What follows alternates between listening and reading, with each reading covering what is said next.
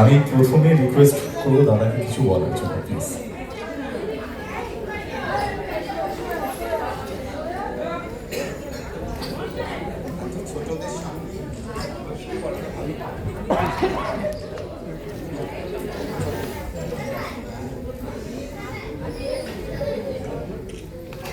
Hello, আমি একটা ছোট্ট চেষ্টা করলাম আজকে ছেলে মেয়েদের নিয়ে একটা ছোট্ট কাজ করার। যতটুকুনি শিখেছি আমার গুরুদেব থেকে শিখেছি, সেইটুকুনি চেষ্টা করলাম। আর সবচেয়ে বড় কথা, যেটা আমি তখন বলিনি এখন বলছি, আমার শৈশবে প্রথম যে গুরুর হাত ধরে আমি নাচটা শুরু করেছি, সেই গুরু আজকে এসেছেন।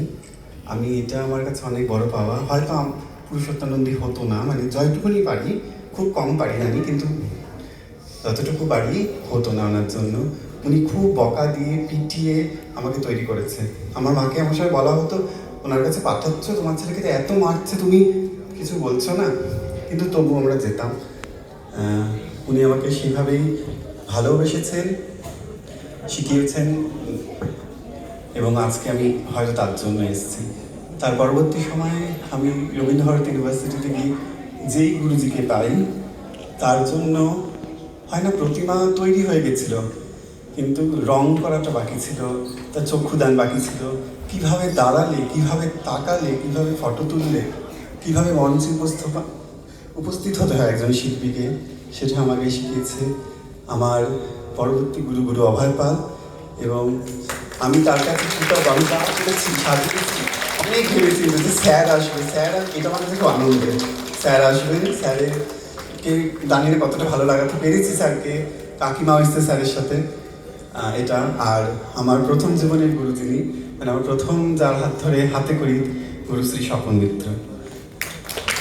তাদের এই আমি খুব খুশি হয়েছি। এটা একটা না পাওয়া, আশার বাইরে ছিল যে ইন্দ্রাণীদি কি আসবেন।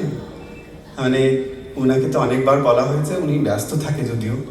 হ্যাঁ, এই আমাকে যখন ফাইনালি জানতে পারলাম দিদি আসবেন, দিদি একজন ভীষণ গুণী একজন শিল্পী এবং ওনার হাজব্যান্ড ভীষণ বড় একজন লেখক। আমি খুব ওনাদের সম্বন্ধে জানি না, কিন্তু ছোটবেলায় দূরদর্শনের পর্দায় খবর বলতেই মহিলাটিকে দেখতাম আর ভাবতাম, বাহ, মানে তখন তো ওনাকে চিনি, তাকে যে আমি মঞ্চে পাবো এটা আমি ভাবতে পারিনি। তার জন্য একটা জোরে করতালি।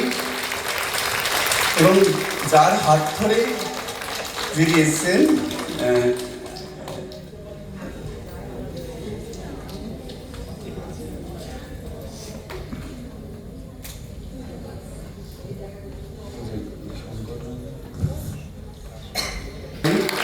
স্যার আমাকে অনেক কিছু শিখিয়েছে, ছোটো ছোটো ভুল হয়েছিল আমাদের, সেজন্য আমি ক্ষমা চেয়ে নিচ্ছি আগের থেকে। সেইগুলো আমাকে স্যার শিখিয়ে দিয়েছেন যে এগুলোর পরবর্তী সময় খেয়াল রেখে ওইভাবে করো। স্যার এসেছেন, খুব ভালো লাগলো। এবং সবচেয়ে করি যেটা আমার খুব ভালো, আমাকে অনেকে বলে এত ছেলেপুলে সবাইকে সামলাস করে এত গার্জিয়ানের ফোন অ্যাটেন্ড করিস কেন। হ্যাঁ, আমি আমার মনে হয় আমার গার্জিয়ানরাই আমাকে বাঁচিয়ে রেখেছে।